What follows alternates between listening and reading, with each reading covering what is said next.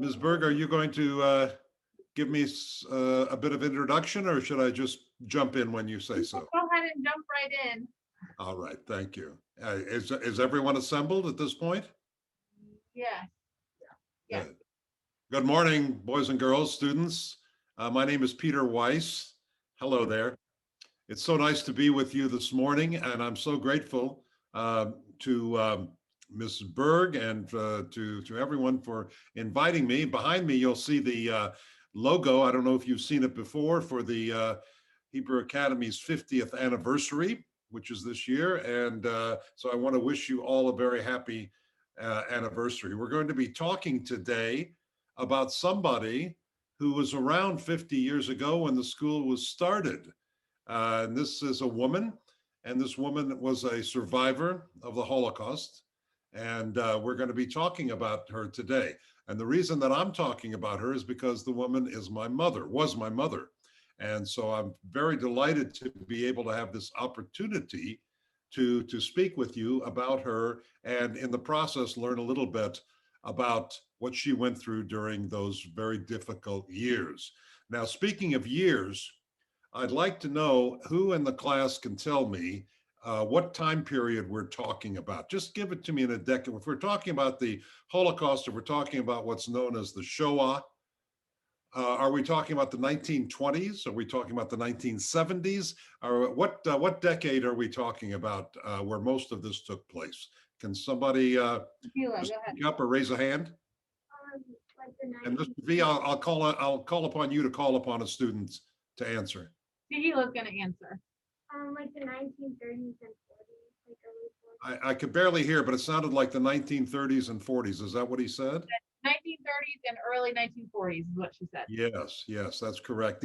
According to historians, the Holocaust officially began at an event called the Kristallnacht, the Night of Broken Glass, which took place in November of 1938.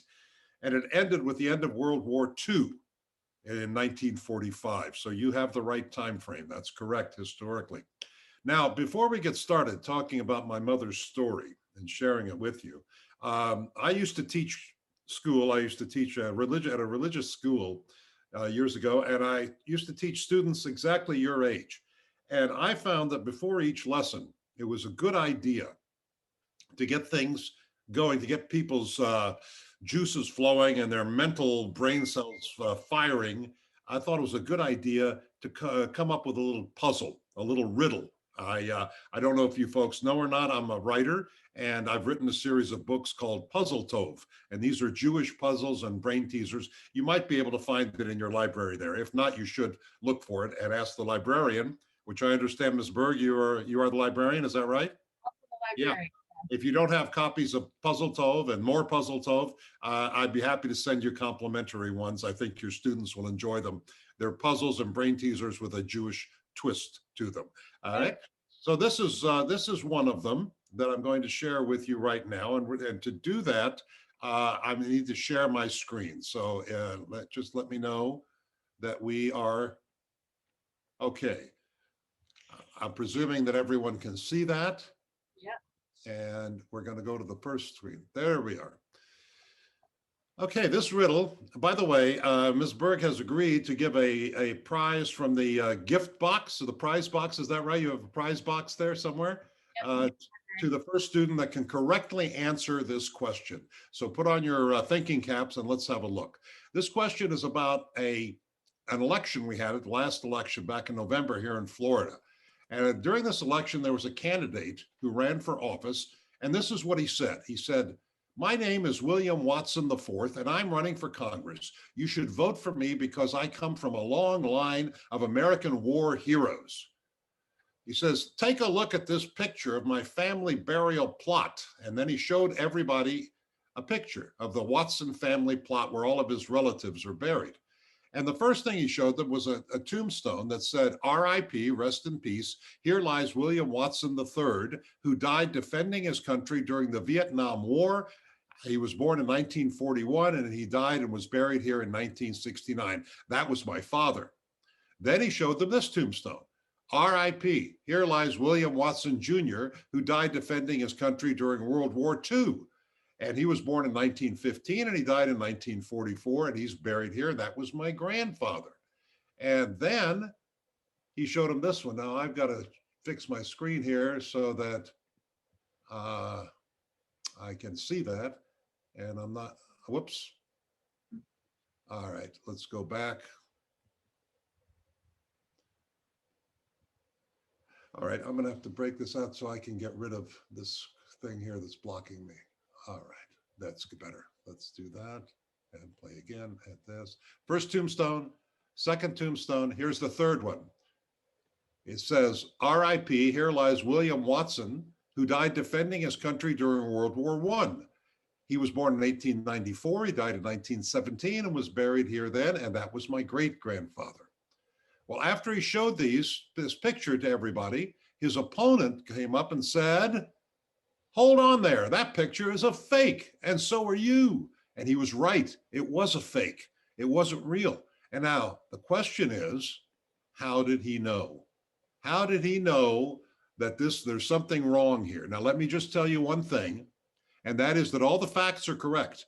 These are the real people's names. This is when they fought. These are the wars that they fought in. These are their lifespans when they were born and when they were died. All the information is correct as it's shown, but there's still something wrong here. And I'm going to give you 15 seconds to think about it. And if anybody can figure it out, let me know. Otherwise, I'll give you a hint in 15 seconds. Okay, let's go. Come here, don't come close. Stand up and Is it because America wasn't part of World War II in 1944? America was in part of World War II in 1944, and 1944 was in June was D-Day. That's when the Allies landed on Normandy in Europe. But actually, they'd been involved in World War II in Europe, in North Africa, and Italy since 1943. But no, that is, as I said, all the facts are correct. That's not the issue. what about Vietnam War? Was it 1969?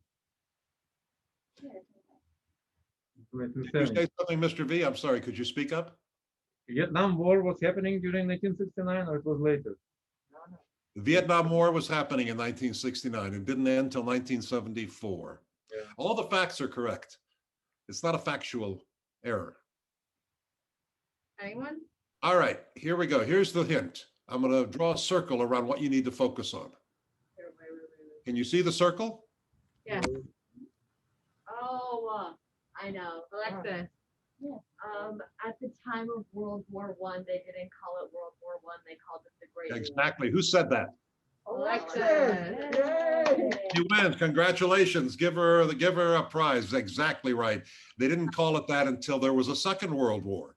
They didn't know there was a Second World War coming. So in 1917, they called it the Great War. They didn't call it World War I. That's exactly right. And here is the answer. Very well done and very quickly done. I'm very impressed. Okay. Now I think we are ready to talk about a girl named Gizi.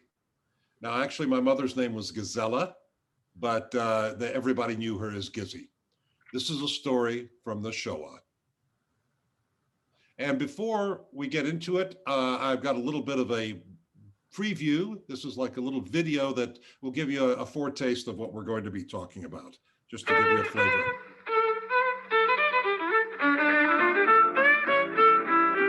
As I said, my mother's name was Gisela. And we're going to be looking at a few scenes from her early life. She was born in Budapest. That's her as a girl, and her brother, Bundy was his name. Here are the two of them, Gizi, Bundy, and their cat. We're going to be talking about the 1940s. And this is some pictures of Gizi before the war.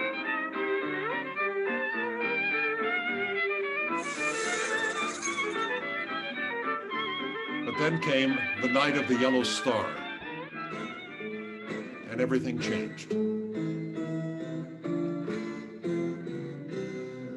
After the war, she was a refugee, and she met her husband, and she had a family, etc. But we're going to be talking about what happened to her during the war, during the Shoah, during the Holocaust. So let's cut this off and move into that right now.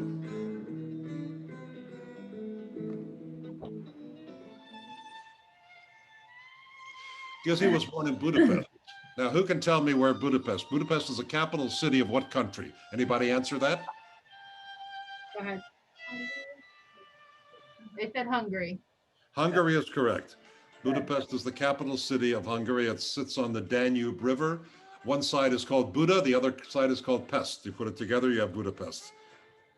Her father was named Sándor and her mother was Blanca, and they owned a restaurant in the section of town known as Óbuda. That was a neighborhood. She had a little brother, as we saw. His name was Bundy. She went to a non-Jewish school. She did not go to a Jewish school like you guys. She went to a secular school. Kids there, Christians and Jewish kids together. She loved fashion designing. She was a seamstress. She made her clothes and designed clothes, and she loved American movies. She thought of herself first and foremost as a Hungarian, no different than her non-Jewish classmates and friends. She just happened to be Jewish. Some of her friends were Jewish, some of her friends were not. That was, but they were all Hungarians.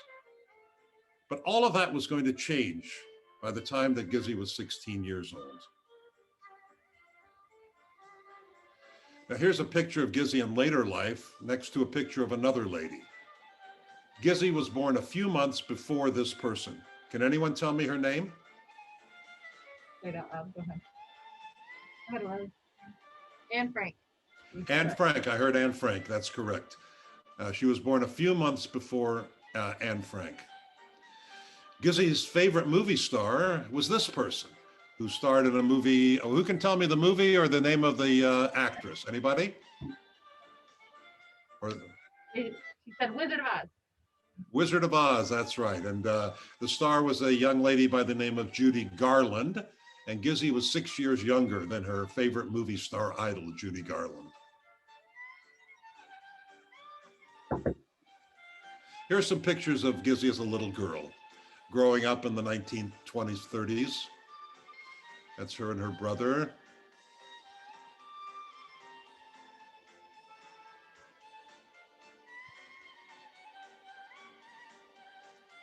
Now we're going to take some pictures of Gizi and her class pictures, and we're going to do a little bit of Where's Waldo. Can anyone tell me where they think Gizi is located in this picture? This is her first grade picture. All right, I'll tell it to you. Here she is.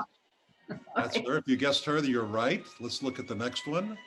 I'm not sure what grade this is in. Can anyone tell me where she is?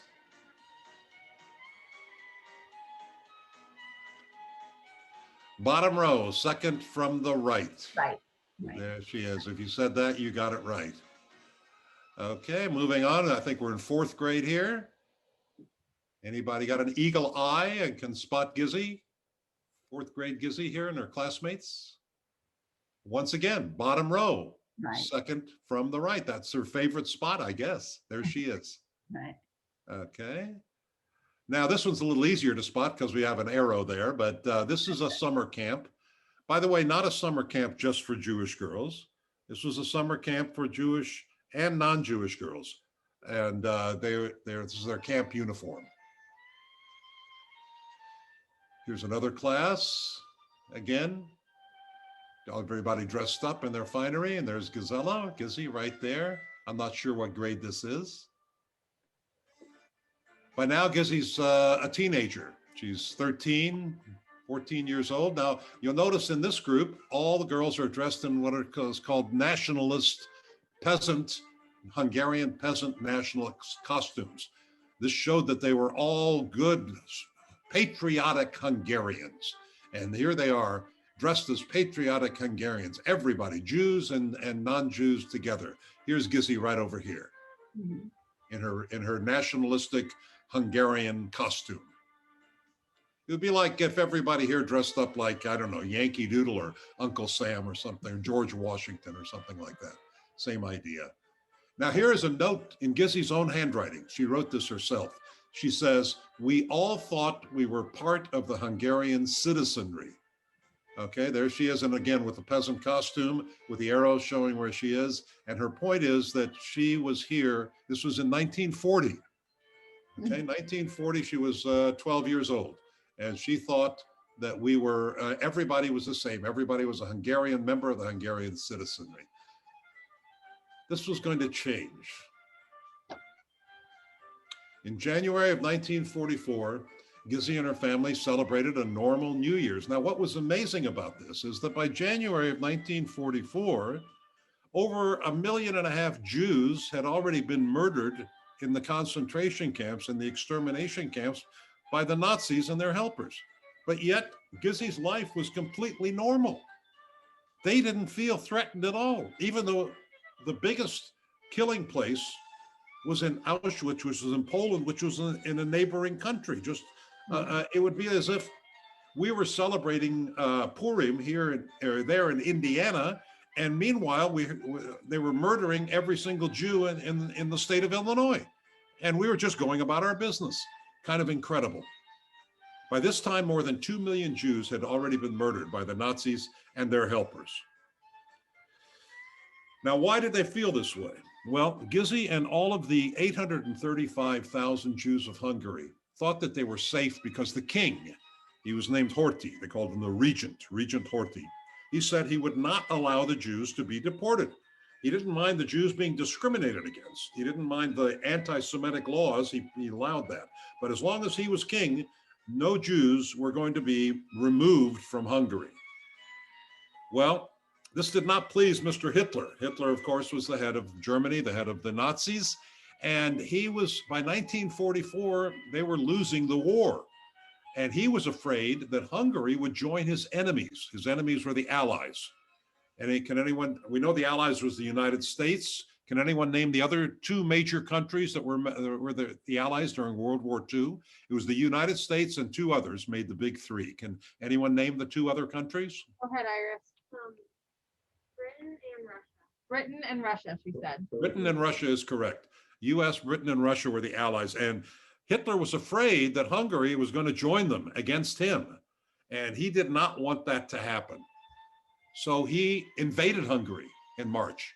He sent troops in there and he removed the king. And at that point, Gizi's world was turned upside down. And here's some pictures. That's the king. That's Regent Horthy. And he was completely canceled by Hitler. He took him out of the country. He kidnapped his son. He's deposed him. In his place, he put this. This is the logo of a local nationalist fascist organization called the Arrow Cross. They were Hungary's version of the Nazis. And they tried to out-Nazi the Nazis. They tried to be more vicious, more bloodthirsty, more cruel to the Jews than even the Nazis were. They wanted to prove themselves to Hitler as how good they were at rounding up and murdering Jews. Now, to supervise this operation, because at this point, Hungary had the largest remaining Jewish population in the world. And that's why Hitler invaded him. He wanted to go after all of those Jews. And to put him in charge of that, he put his top man in charge. Can anyone recognize this fellow? This very evil fellow? He was captured and put on trial in 1961 in Israel. And his name was Adolf Eichmann. And he was in charge of killing all of those 835,000 Jews in Hungary. One of them was my mother, Gisela. So the job of rounding up all of the Jews was left to the Arrow Cross. That was their job. The Nazis were busy fighting a war, the Germans, and so they left it to the Hungarians, their assistants, their cohorts, to do the dirty work. Gizi and her brother were kicked out of school immediately, along with all the other Jews. Her father's restaurant was taken away. It was given to an Aryan owner. An Aryan means somebody of pure blood, non-Jewish blood. All the Jews were forced to wear a yellow star at all times. Now, why do you suppose that was? Why do you think Jews were required to wear a yellow star? What was the purpose of that? Anybody have a guess?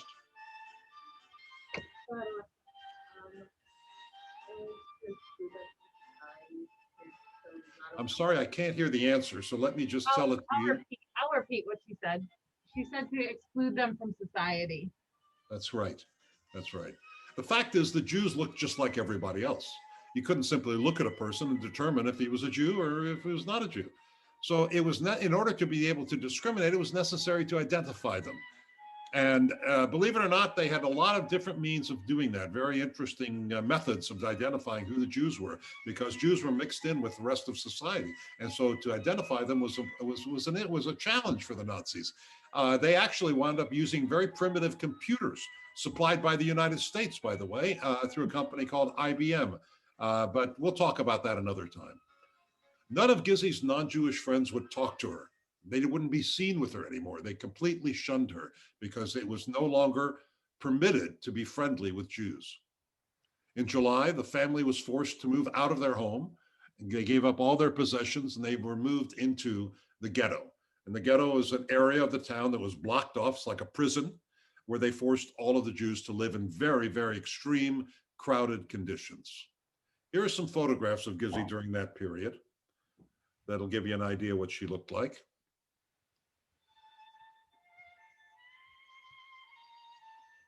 As you can see, she had grown into an attractive young lady. But of course, by 1944, when the Germans came in, she became a very desperate and a very unhappy young lady. Here's a photo of her with the yellow star that all Jews were forced to wear. As I said, Gizi enjoyed fashion, and she tried to make that yellow star into something of a fashion statement in these photographs, as you can see. She was not very successful. It was not a fashion statement. It was a statement of shame. Okay, this is what it was intended to be, and that's what it was. So, I have a question for all of you. It's not necessarily one I need an outright answer, but it is one I want you to think about. By this time, by 1944, the Germans were losing the war desperately in Russia. In Russia, there were millions of German soldiers, over 1 million German soldiers that were losing and needed to be evacuated. They needed to be brought back to Germany or else they would be killed by the Russians. But, first question, before I talk about that, why did they bother invading Hungary at all at this stage of the and I already answered that earlier. It was because Hungary at that point had the largest Jewish population. The World War II started in 1939 when Hitler invaded Poland. A lot of people wonder, why did he invade Poland? Because Poland at that time had the largest Jewish population. He was going after the Jews. A lot of people wondered why he invaded Russia in 1941, because by that time, Russia had the largest Jewish population. It's the same reason he invaded Hungary. He was going after the Jews. Why did they give Eichmann, remember Eichmann, he was the guy in charge, why did they give him the trains needed to deport the Jews when those trains were sorely needed, desperately needed to rescue soldiers, German soldiers out of Russia? They had to make a choice. They had so many trains. They could send them to Russia to evacuate those soldiers and save their lives, or they could send them to Hungary to pack them full of Jews and take them to Auschwitz. They chose to send them to Hungary, and at the cost of the lives of those German soldiers. What was more important to Hitler, winning the war or killing the Jews? And I think the answer is obvious. Excuse me. When Hitler was in his last days, his very last message to the people surrounding him is, okay, maybe I lost the war, but at least I got rid of the Jews. This was the last thing. That was his number one priority of Nazism, to do that. Of course, he was not successful. He got rid of most of the Jews of Europe, but altogether, he murdered 6 million, as we know, and that out of a population of 18 million worldwide. So about 1/3 of all the Jews in the world were murdered during the Holocaust. So the Nazis had a system of carrying this out. This process is known as genocide, the murder of an entire people. And the system we've talked about a little bit, and we're going to continue to talk about, and you might have studied this already. The first step was identification. They come into an area, come into a community, and first thing is they find out who all the Jews are. They identify them with a yellow armband, a yellow star, some way they have to be marked. That's number one. Number two is confiscation. They come and take all of the property. They remove anything that you Jews have that is of value. They are kicked out of their businesses. All of their assets are taken over. All of their wealth is taken over. The next step is isolation. They're removed from the schools. They were removed from the business. They were removed from the government, completely cut off and isolated from the rest of society. The next step, ghettoization. They are concentrated in one part of a city, crowded in there. My grandparents and my mother moved from a very comfortable apartment to a one-room apartment that they shared with, that was in a house that used to house 5 or 6 people. And now there were between 50 and 60 people living in that same house in the ghetto, to give you some idea of the conditions. After ghettoization came deportation. A lot of people wonder, why? Why bother packing up thousands of people, putting them on train cars and moving them hundreds of miles away just to kill them? Why not kill them where they are? Isn't that simpler? The answer is no.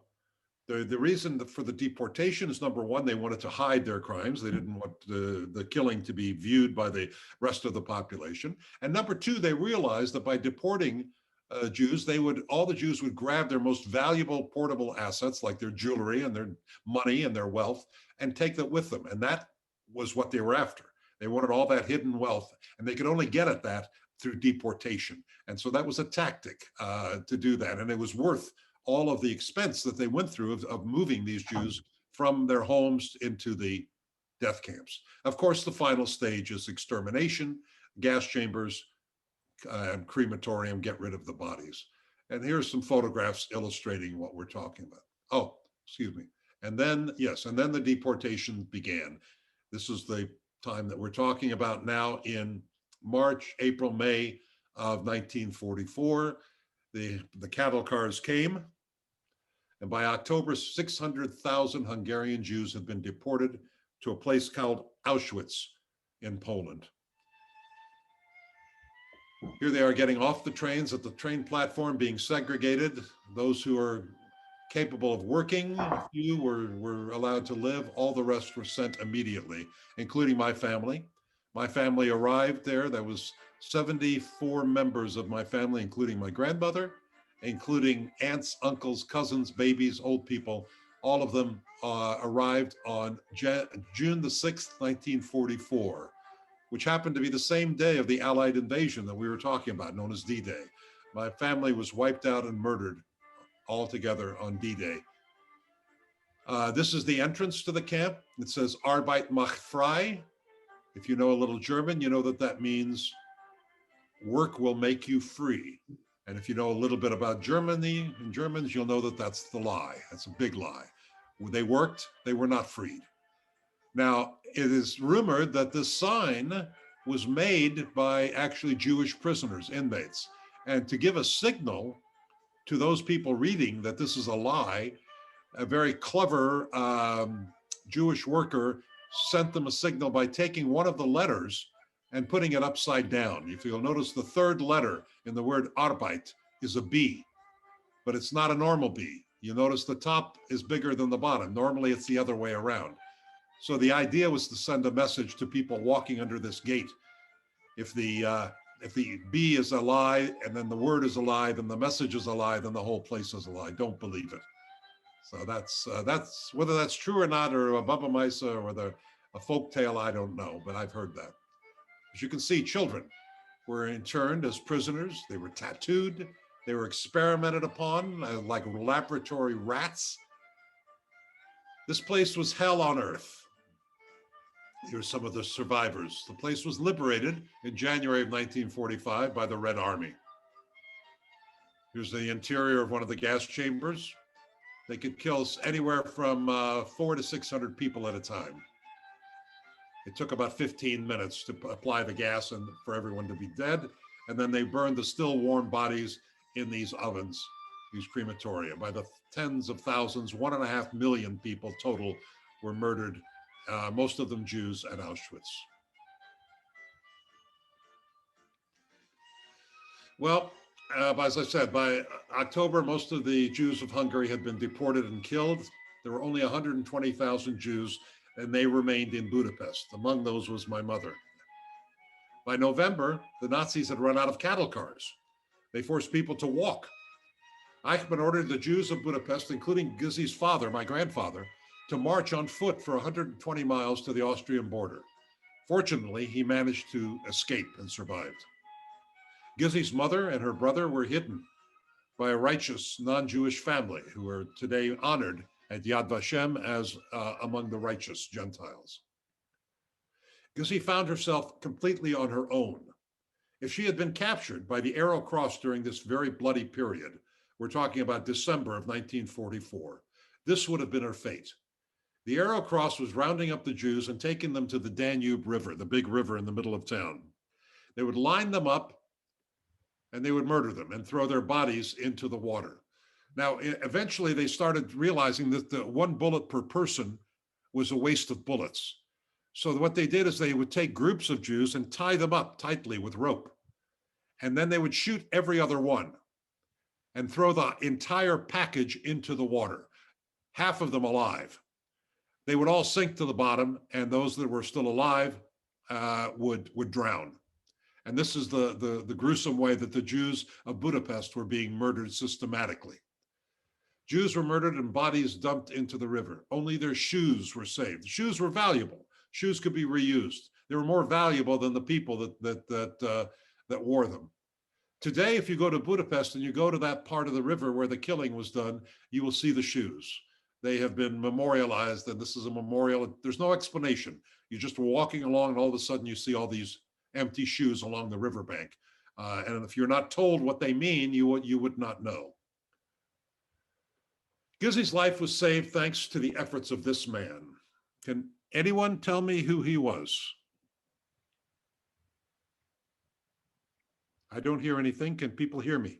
Yes, they're not sure. All right. Is it Schindler? He was a man who actually saved more lives than Schindler. Oskar Schindler saved about 1,100 Jewish lives in Krakow, Poland. This man came to Budapest and saved over 120,000 Jewish lives. I'm talking about the Jews of Budapest were saved primarily by the efforts of this one man. This man's name was Raoul Wallenberg, and he is an established hero of the Holocaust. He's such a hero that he was eventually named an honorary citizen of the United States. Wallenberg was an agent of the War Refugee Board from the United States. He posed as a Swedish diplomat. He was from Sweden, and he came to Budapest to halt or to at least slow down the Hungarian Holocaust. This was his mission. Unfortunately, he arrived too late to save most of the Jews of Hungary. But he saved the Jews of Budapest, including my mother. He did so by outwitting Eichmann. He did it in many different ways. And you should study about him and learn about him. He was a real hero. He convinced the neutral embassies, those were embassies that were not involved in the war, such as Switzerland, such as Latvia, such as other countries. He convinced these neutral embassies to convert their embassies into safe houses and to open their doors to Jews, and to, by doing so, save them. In December, the Red Army, the Russians, were approaching Budapest, and the Arrow Cross, the local Nazis, went on a killing spree. They tried to lay their hands and murder every single last Jew they could lay their hands on. They went into hospitals, they went into orphanages, they went into any place that they could find a Jew, and they took them and to the river and killed them. But some were saved. Jews sought safety inside of these neutral embassies. Gizi found refuge in the Swiss embassy. It was also known as the Glass House. They made a movie by that name called The Glass House. You might want to see it. Here's a picture of the Glass House with the Jews trying to get in to find safety inside there from the Arrow Cross. Here's another group. They were massing in there by the thousands to try to get in. My mother was in this photograph. Gisela is right there. You can see the red circle. She was actually the only one looking at the camera, you'll notice. But everyone else is trying to get into the Glass House and save their lives. She got in. Her life was saved. She was in there for a matter of weeks. It was extremely difficult conditions, but she survived thanks to being rescued in the glass house, which was the Swiss embassy. If you go there today, the building is still there. There's this marker honoring the people that rescued the Jews in the glass house, thanks to Raoul Wallenberg. The glass house was responsible for saving the lives of 40,000 Hungarian Jews. Obviously, not all 40,000 could fit inside the building, but they also issued false passports to many more that saved their lives. So we were very grateful and thankful to Wallenberg for convincing the embassies to do this, and to the Swiss for saving Jews' lives. Among those lives was that of my mother. In January 1945, Budapest was liberated by the Red Army. They marched in and they drove out the Nazis. Now, you have to realize that's a good thing, of course. The killing of the Jews stopped, but there was another threat. A town filled with hungry, lonely Russian soldiers remained a very dangerous place for an attractive single girl like Gizi. Gizi and her family were facing starvation. There was no food. Unlike American armies, the Russian army did not provide food for their soldiers. So as soon as they arrived, they grabbed whatever food they could lay their hands on, and that's how they and took it away from the local population. There was no food to be had. Gizi decided to leave town. She wanted to get away from these Russians, and she wanted to find food for her family. Well, she had heard that there was food available in Romania, which was an adjacent country. So this is in February of 1945. It was freezing cold, but she got a ride. She couldn't buy a ticket, so she got on top of an open coal train and sat on top of the coal in freezing temperatures, going hundreds of kilometers to get to Romania, where she was told that she could find some food. Well, she was successful. She got there safely. She got off the train and she found food, but she found something more. She found a husband. And this man, of course, later became my father. This is some wedding photos. They were married in 1946 in Budapest, and they lived in Romania.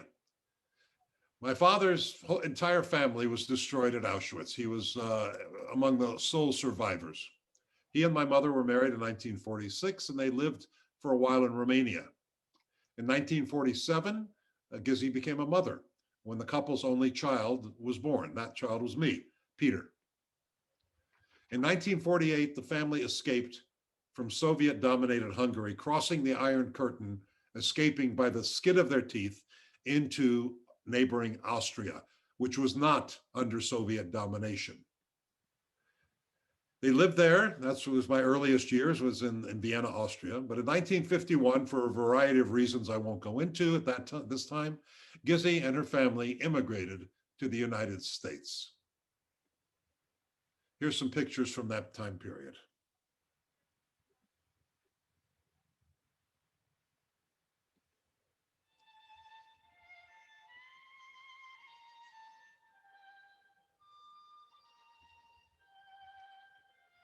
Here's our family just before we left for America.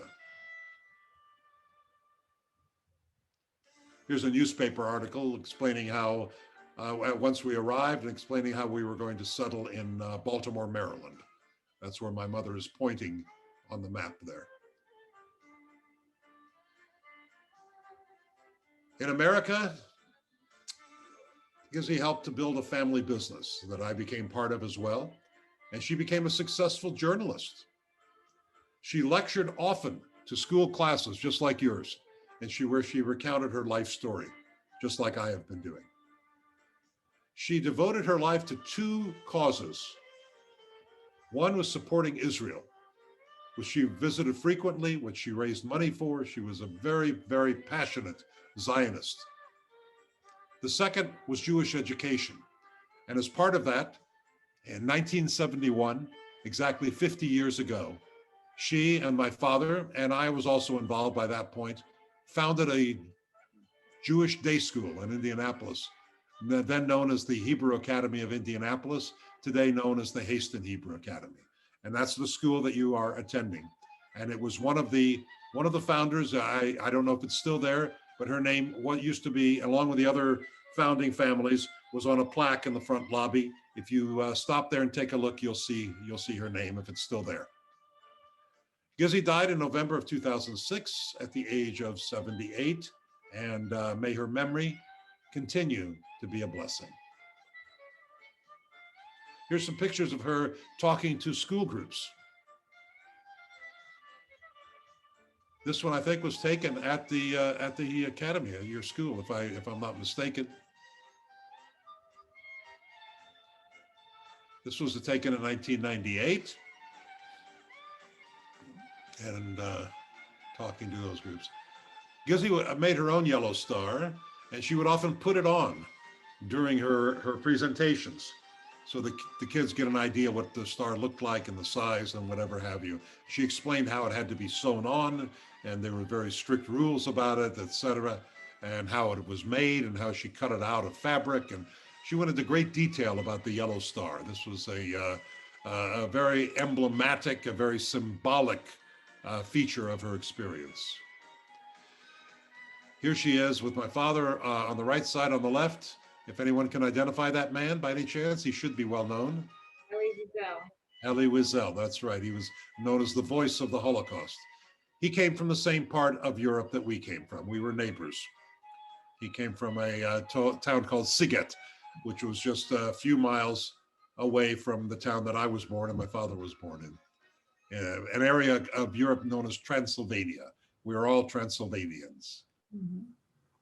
Here's Gizi telling her story on video to a representative from what was called the Survivors of the Shoah Foundation, which was an organization founded by filmmaker Steven Spielberg.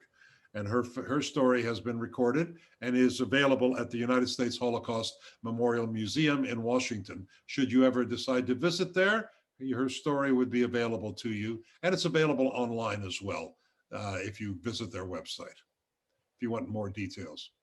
Here she is at a Yom HaShoah commemoration in Indianapolis with 3 generations.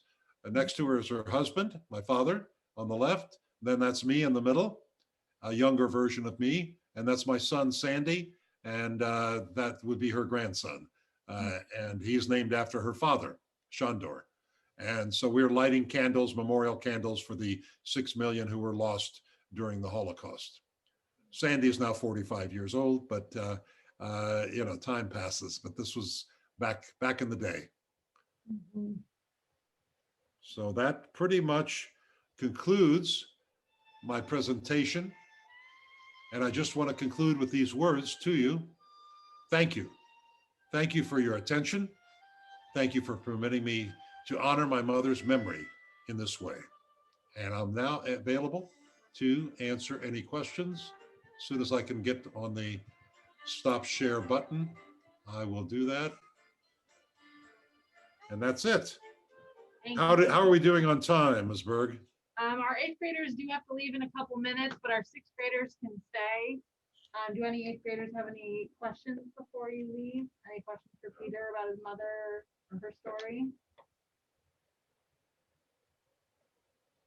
All right, you guys. Hi, can go. Maya. Hi, Peter. Ms. Shmoel, you said you weren't going to be there. I'm surprised to see you. I'm pleasantly surprised to see you. Yes, I made it work. God bless you. So nice to see you. Thank you for sharing. Did you see the whole presentation? I did. Well, you remember Gisela quite well, don't you? I sure do. And I remember your father and I remember your children as well. They attended the Hebrew Academy. You were their teacher, absolutely. So what do you think? Did I accurately represent her life? What's your opinion? Yes, thank you so much. Absolutely. And I remember when she came and spoke at our school. She sure did, often. But not just at your school. She spoke I know. all over the state, all over the country. And I- this was her passion. She loved to do it, and she was very well received at that. So what about from the students? Are there any questions? Please just shout it out. I'm just wondering, with everything that she went through at that time, I'm amazed at the amount of family pictures you were able to hang on to. Do you have any idea on how things were kept through your family? All the pictures that you were able to have? Well, thank you for mentioning that. Yes, I have the role of family historian has fallen to me through attrition more than anything else. The reason that I have photos of Gizi's childhood, etc., and I don't have any photos of my father's childhood and his family, is because my mother's family was not deported.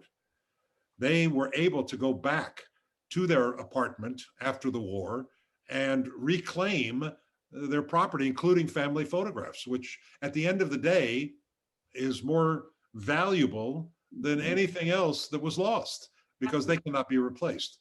I have no similar photos from my father because their whole family was deported. All of their property was confiscated and thrown away or burned up or whatever. So it's a very, very perceptive question that you notice. How do we still have these photographs? How do we have these images? And the fact is that you've only seen a very, very tiny percentage. I've got huge volumes. Thank you for Google Photos for helping me organize them.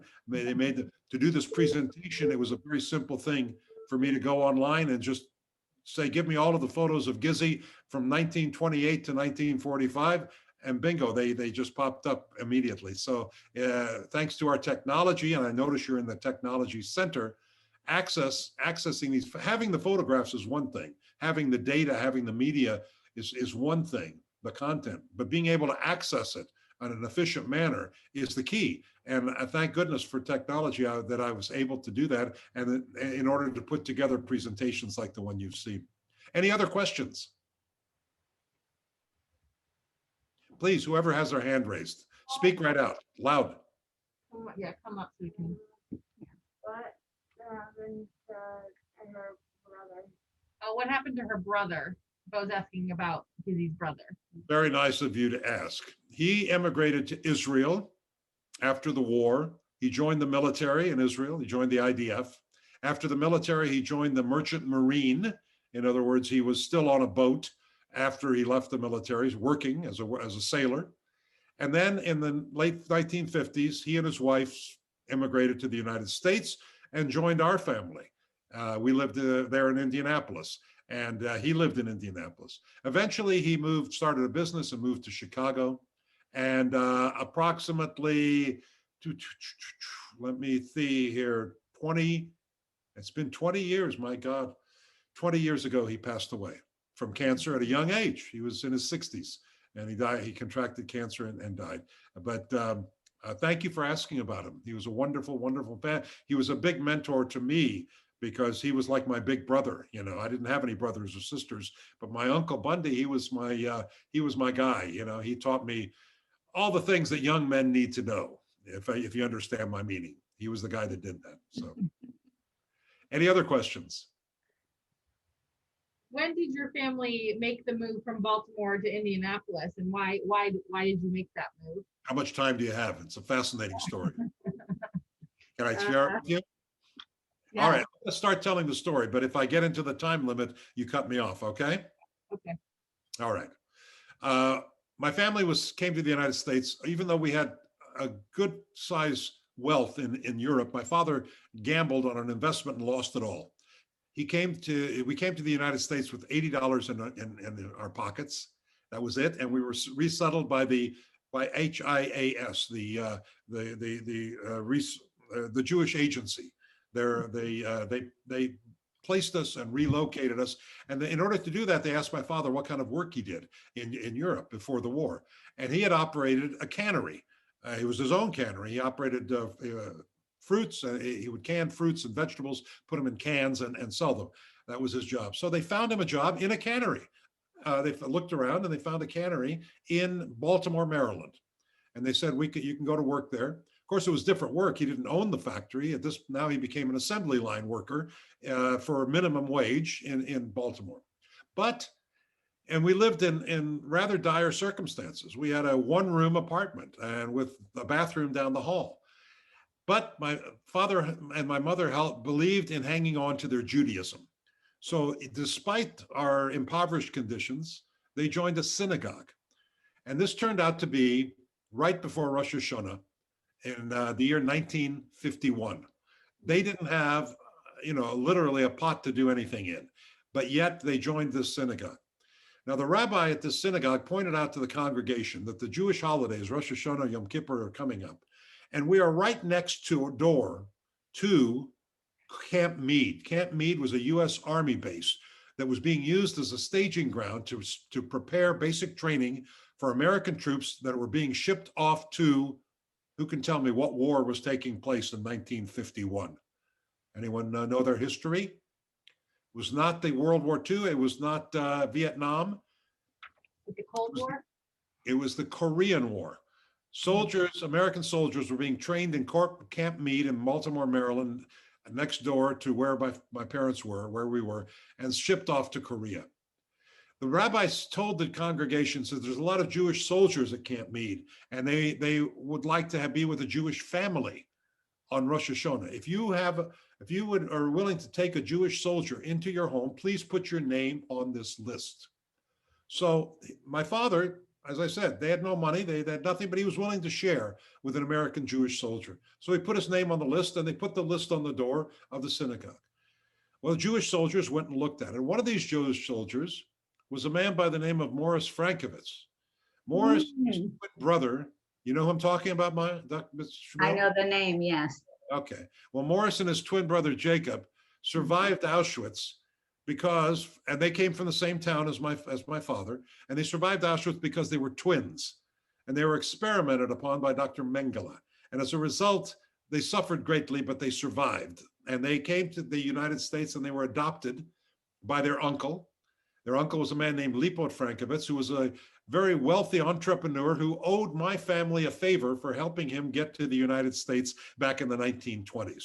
My father arrived to the United States knowing that he had a wealthy uncle living somewhere in America, but he had no idea where he was or how to reach him. So Morris Frankovitz, his adoptive son, shortly after coming to America, got drafted into the US Army to be sent to Korea. And he was sent to Fort Meade for basic training. And he went to shul because Rosh Hashanah was coming up. And he saw a list saying, soldiers, if you would like to have a kosher meal, look on this list. And he looked on the list and he saw the name, Zoltan Weisz, which was my father's name. This was a miracle. Now, Zoltan is a common name and Weisz is an even more common name. So the probability of this Zoltan Weisz being the same Zoltan Weisz that was his Lensman back in the old country is very slim, but he took that chance. Now, nobody had telephones in those days. Telephone was not available. So he couldn't call him up and say, are you the same Zoltan Weisz? He walked over to the door in his uniform, in his army uniform. He went over to their apartment. He found the address. He knocked on the door. My mother, who believed that Morris and his brother were murdered at Auschwitz along with the rest of the family, opens the door and recognizes him and almost faints and passes out because she thought he had been killed. Moshe, it's Moishela, it's you. How did you survive? What are you doing here? And he said, I survived. He told her the story. We went out. I lost my mother. I lost my father. I lost everybody, but I survived. And I'm living in a place called Indiana with Uncle Lipot. He adopted me and he is living in Indiana. And he gave me a job. And now I'm going to go to Korea to fight against the communists in Korea.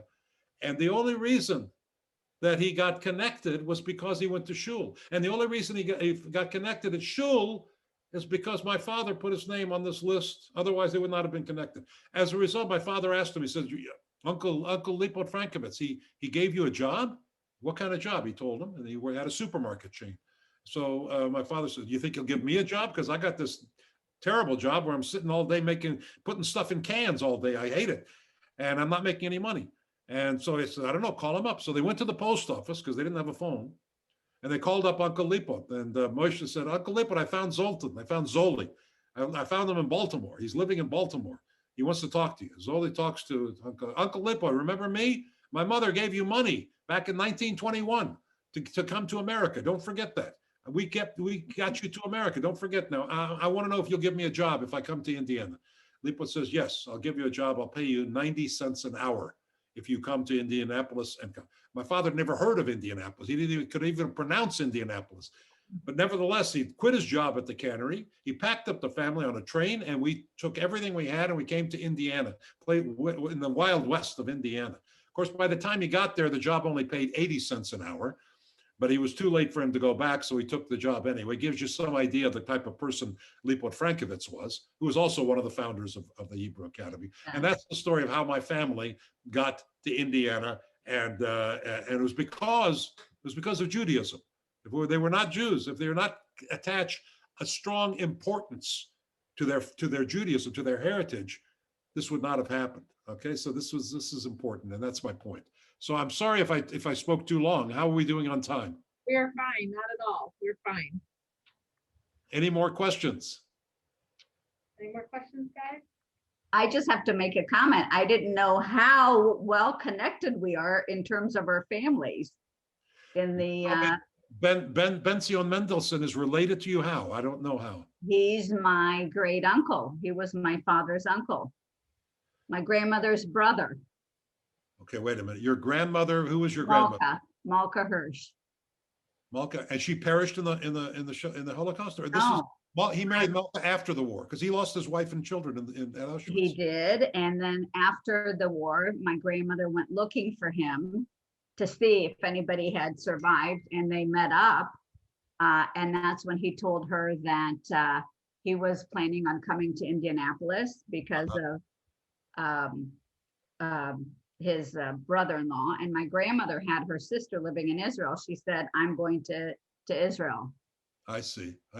But Benzi, as we called him, came to Indiana, and in 1957, he and Harry Frankovitz and my father formed a business partnership. Right. So Harry Frankovitz is my dad's first cousin.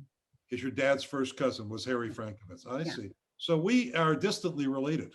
Yeah. I mean, I know- didn't know. I don't know if you're upset by that fact or not, but I'm not. I'm very pleased. I'm not either. I'm delighted to learn that. I didn't realize that we had that family connection. Kids, I hope you don't mind. We're playing a little Jewish Oh, geography. sorry. But he was a very colorful individual, as Yes, you he remember. was. The Holocaust definitely affected him. Yeah, Very in- much so. yeah, Very in much very so. extreme ways. That's correct. Yeah. And as it did many people. And so, but fortunately, my parents got through it with their wits and their intact. You know, I discovered early on, growing up in a survivor community, as I did, that most survivors fell into one of two categories. One category was those who could not talk about their experiences at all. That was my dad. Yeah, he was My unable to talk about it, kept totally silent. The other group could talk about nothing else. Right. In other words, they just kept going on, and everything was Holocaust related. Right. Fortunately, my parents, to my good fortune, fell in between those groups. They didn't conceal a thing from me. Everything was open. I was told everything as it happened, but they didn't dwell on it. It wasn't an everyday thing that they were pounding into me. We went on with our lives. We looked to the future. This was the past, but I understood that. And so it gave me, growing up, as a very, I think, a healthy perspective on the events that impacted my family. And I feel very blessed and fortunate that because I know other people in the second generation survivor community that I communicate with were not as fortunate. They had parents who were traumatized tremendously, and or other parents who refused to say a word about what happened to them. And so I was fortunate. I was lucky in that regard, and I'm grateful to them every day for that and many other things. So I just think it's amazing, and I want the students to also be aware of this, is after enduring such traumatic circumstances, I believe, all these people that survived were determined to continue their life, start over, and be successful. Sure. I mean, I don't know that, somebody who could endure Auschwitz or any other place and see all the atrocities and lose family members could say, okay, the war's over. I'm going to rebuild myself and my family, and I'm going to succeed, and I'm going to, start over and have a good life, and, instill education in my children, and, move on. I'll say, So- Ms. Shmoel, they don't call them the greatest generation for nothing. Okay. I mean, What truly. you're talking about, that fortitude, that strength of character that you're talking about Absolutely. was forged through very, very difficult circumstances. And the outcome of that is a generation of people that were hardened and toughened and were able to do what you said, pick up their pieces, dust off the ashes of their past, and move forward with their lives. And my Absolutely. parents were certainly among that category, as were yours. And so we are fortunate about that. The thing I thought you were going to say, and I don't want to get too philosophical or political or anything here, is that one of the outcomes is, at least in my mother's case, she was a highly assimilated Jew. I hope I made that point clear. Her Judaism was I don't know, a footnote, an afterthought. It was not a big deal in their lives. They did not keep kosher. They did not observe the Sabbath. They were not Shomer Shabbos by any means. They served pork in their restaurant, for goodness sake. Okay, they were assimilated Jews because, and in many ways, they were similar to the Jews of most of the Jews in America today. But as a result of that experience, she became more observant. She didn't become Shomer Shabbos, but she became more observant. But she certainly placed a much higher value on Judaism than she had before. Now, the unfortunate thing is that for many Jews in America, I'm talking about American Jews, not Israeli, but American Jews, the experience of the Holocaust is their only point of connection to Judaism.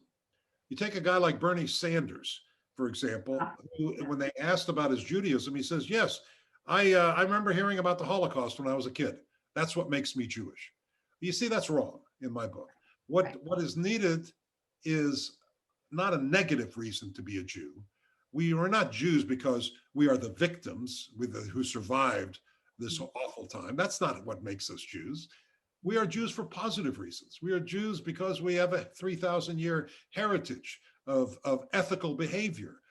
We have established codes of morality and law. We have contributed to humanity in the most profound ways. This is what gives us pride as Jews. This is what should do it, not the fact that there was this horrible, almost a method of genocide and near extinction. That is a badge of shame. I mean, that is something that we should feel justifiably ashamed of and make sure it never, ever happens again, and why we need to be strong and to prevent it, and why Israel needs to be strong and maintain its strength to make sure nothing like this ever happens again. That's the lesson from all of this. They once asked Elie Wiesel to say, what is the lesson of the Holocaust?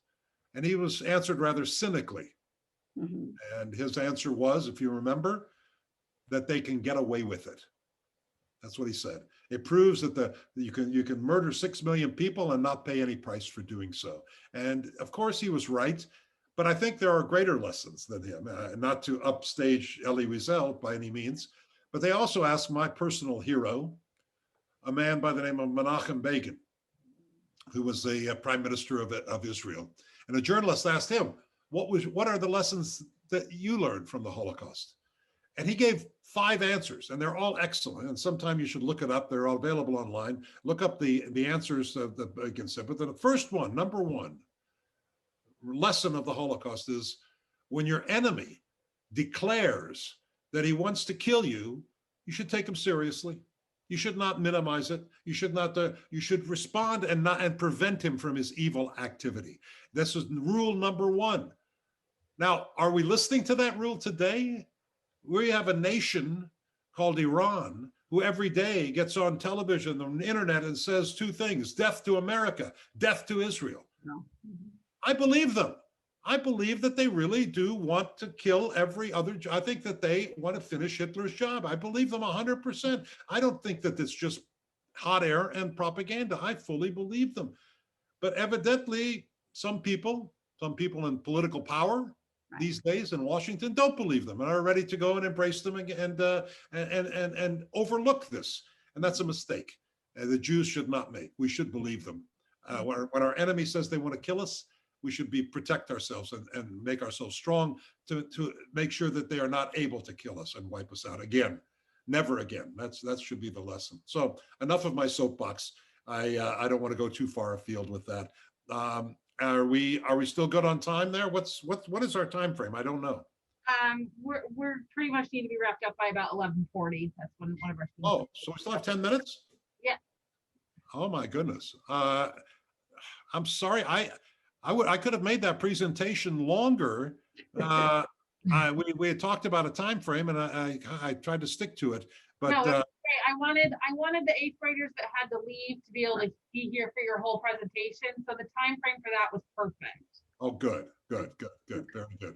All right. Well, I'm prepared to talk about anything you'd like for me to talk about, but that's everything that I had prepared. So let's put it that way. I think they're probably out of questions and could maybe use a break before we jump back into our other materials. We're studying Julius Caesar right now, so Shakespeare Julius Caesar. Et tu, Brute. Yeah, so we're not quite there yet. We're almost there. All right. Well, I have one more riddle I'm going to close with about Julius Caesar. Right. The museum was contacted by an archaeologist who said, I have a very interesting discovery. It's a discovery of a coin from ancient Rome. And it was issued in the year that Julius Caesar was assassinated. Who can tell me what year that was? Who knows? Anybody? No? Thought you're studying Julius Caesar. When did he die? First thing you learn is when somebody's born and when they died. No? Nobody knows. Okay, I'll tell you, I'll give you the answer. Julius Caesar was assassinated in 44 BC, or as we Jews say, BCE, 44 BC. So this archaeologist comes to the museum and he shows a coin. It has a picture of Julius Caesar on the coin, and it has the date 44 BC. And he says, here it is. And the head of the curator of the museum says, this coin is a fake. It's a phony. We can't put it in the museum. How did he know it was a fake?